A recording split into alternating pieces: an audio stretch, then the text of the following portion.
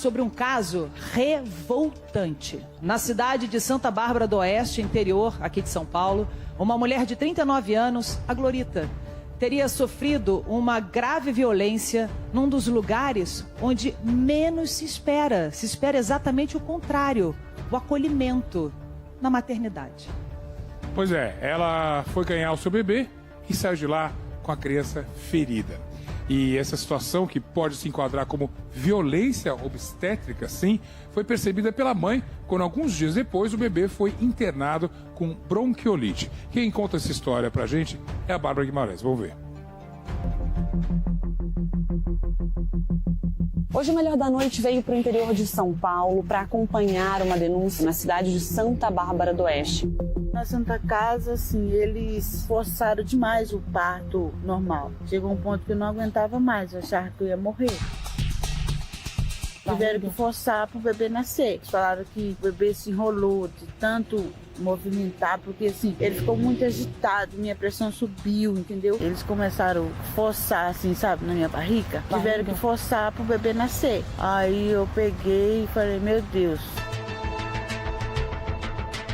Aí você fez o parto, o bebê nasceu. Sim. E aí eles te avisaram que tinha acontecido algum problema com o bebê? Sim, fez a UX, acusou que foi deslocado da cavícula, né? Me liberou no domingo. Te deram alta mesmo assim? Mesmo assim, normal. Aí eu fui dar mamar pra ele. Quando eu coloquei o rostinho dele em mim, eu vi que ele tava quente.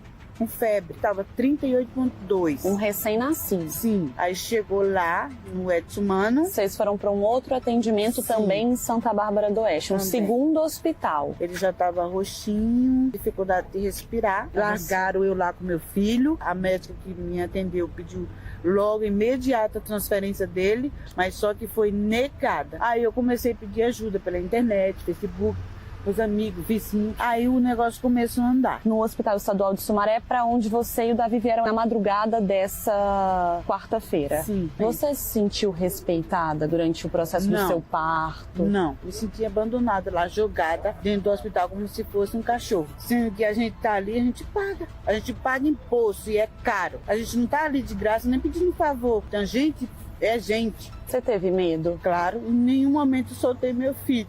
Em nenhum momento. Desculpa pedir para você relembrar disso. A gente deseja que o Davi se recupere e que você tenha força para passar por isso. Muito obrigada. Esse é o Hospital Estadual de Sumaré, onde o Davi, o bebê recém-nascido, está internado. De acordo com a Glorita, a mãe do neném, foi só aqui que eles receberam o atendimento médico necessário desde o parto. O Dr. Maurício é o superintendente aqui do Hospital Estadual de Sumaré, e que a gente quer saber como o Davi tá, doutor. Ele chegou para uma avaliação, parece que tinha febre pela história dele, e ele agora está internado na unidade de semi-intensivo neonatal para observação, então a gente não consegue definir prazo ainda para ele de previsão de alta. Qual era o quadro do Davi quando ele chegou aqui no hospital? Tinha essa história de fratura de clavícula. Fratura de clavícula pode acontecer no parto de crianças de maior tamanho, quando ele é uma criança grande para a idade gestacional, que daí eu não tenho o peso dele de nascimento, eu não tenho essa informação para ver se ele entra nessa categoria. E na sequência, nesses casos o bebê tem alta, dá para avaliar se foi um protocolo correto? O tratamento, a princípio, é conservador. É uma fratura de clavícula, é só o tratamento de mobilização. Mas isso não seria o maior problema dele. Se o Hospital de Sumaré constatar que houve alguma negligência ou algum erro em relação ao que foi feito anteriormente, existe alguma medida a ser tomada? Por exemplo, fratura de clavícula é algo que pode acontecer durante o parto só pelo risco da criança eventualmente ser maior do que era previsto para a idade gestacional,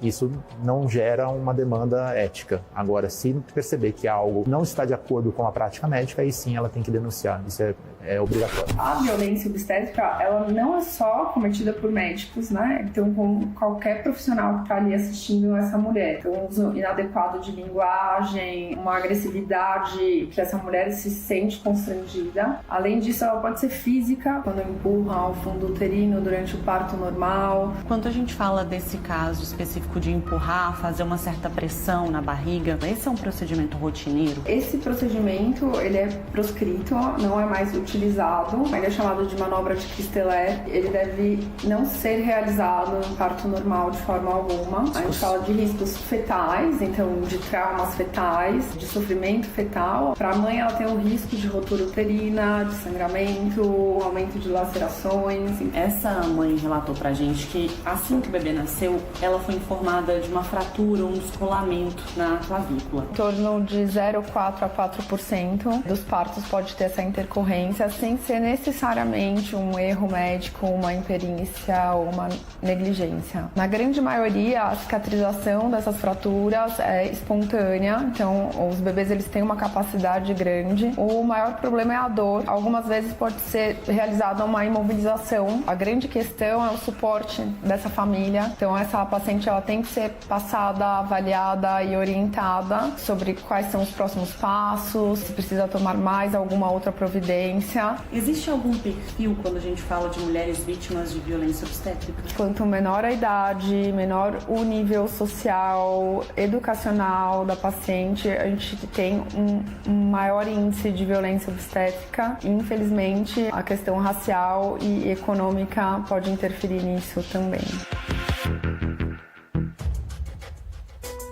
Estamos aqui então com a nossa super repórter, a Bárbara Guimarães, que acompanhou esse caso todo. Bárbara, mais uma vez, parabéns, você sempre brilhante nas suas reportagens. Mas assim, qual é o próximo passo? O que essa mãe pode fazer? Porque no momento da maternidade, no momento do parto, né, mãe de 2 e parto normal, é muito difícil. Você segue exatamente as orientações que os médicos te passam, porque você está completamente fragilizada. Você não sabe de fato o que está acontecendo, qual o tamanho do risco que pode estar acontecendo. Então, você segue orientações. Você acaba cedendo. Você não sabe onde é essa linha tênue, sabe? O que essa mãe pode fazer agora, daqui para frente? Obrigada, Glenda. Boa noite para você, para o Zeca, para quem nos acompanha. Posso começar com uma notícia boa? Poxa, ainda bem. O Davi já saiu da UTI. Ele segue no hospital. Excelente notícia. Maravilhoso, Bárbara. Ele segue no hospital, mas já respira sem aparelhos. Um alívio para a família. Uma ótima notícia para a gente que acompanha esse caso.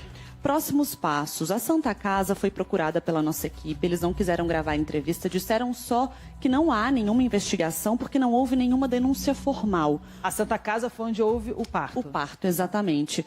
Mas para que essa denúncia formal seja feita, a família aguarda que o laudo, toda a prescrição, todo o protocolo pelo qual a Glorita passou no hospital seja liberado. E uma advogada que atua de forma voluntária já pediu essa documentação para que aí sim seja feita, até inclusive em meios jurídicos, uma denúncia formal. Já o pronto-socorro, eles alegaram também, por meio de uma nota, que não houve nenhum caso de negligência e que essa demora na transferência seguiu os trâmites normais. A gente vai seguir, claro, acompanhando esse caso que impressiona, e a investigação tem que ser feita para que a Glorita saiba de fato o que houve e tem esse dano, caso comprovado, reparado, né, Glenn? Agora, Bárbara, eu tenho a impressão que muita gente em casa está ouvindo pela primeira vez a expressão violência obstétrica, né? Mas, aparentemente, pela reportagem, e eu sei que você fez uma pesquisa forte nisso, é mais comum do que a gente pensa, infelizmente.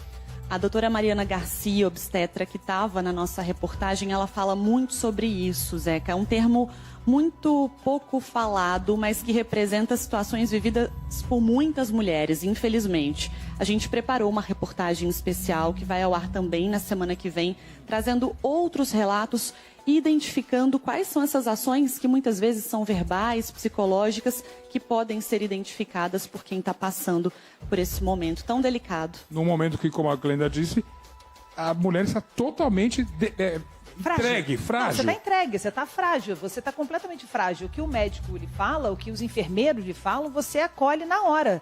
E é importante trazer essa informação para exatamente você saber identificar quando você está passando por esse tipo de violência e ficar em alerta e depois poder denunciar, né?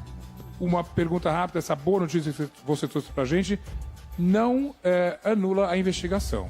A ideia é que talvez isso vá à frente, porque se houve realmente isso, a gente tem que apontar culpados, assim, né?